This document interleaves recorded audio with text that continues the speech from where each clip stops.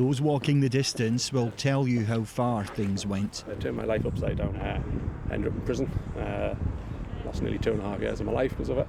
Gambling gripping their lives, an addiction tied tightly to watching the team they loved. I love watching football, and even something in recovery, it's tough.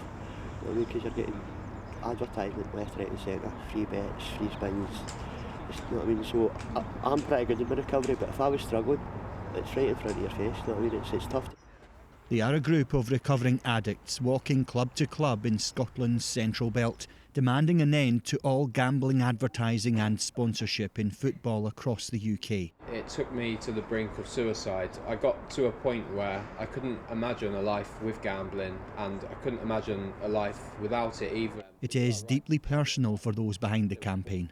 I don't say this lightly, but football let me down. It sold me an addictive product, and it downplayed the risks of gambling when I was a child. I trusted football. I trusted the messages that my favourite club and my favourite players told me. They want the UK government, currently reviewing the 2005 Gambling Act, to kick betting firms out of the sport for good.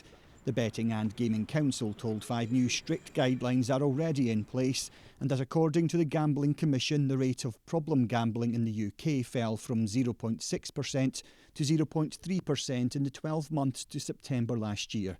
It adds during the pandemic, the regulated betting and gaming industry has provided some of the country's most popular sport with vital funding. He left a suicide note, so it was clear in the suicide note why he died. Lewis was 34 when he took his own life because of an addiction starting with slot machines.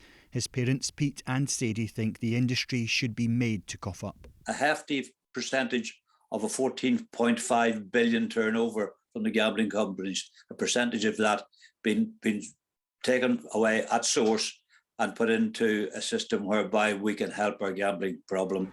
Calling full time on any more personal cost those touring stadiums from Edinburgh to Glasgow are clear. Forcing gambling out of the game for good, the only result they're willing to accept. Alan Jenkins, 5 News, Edinburgh.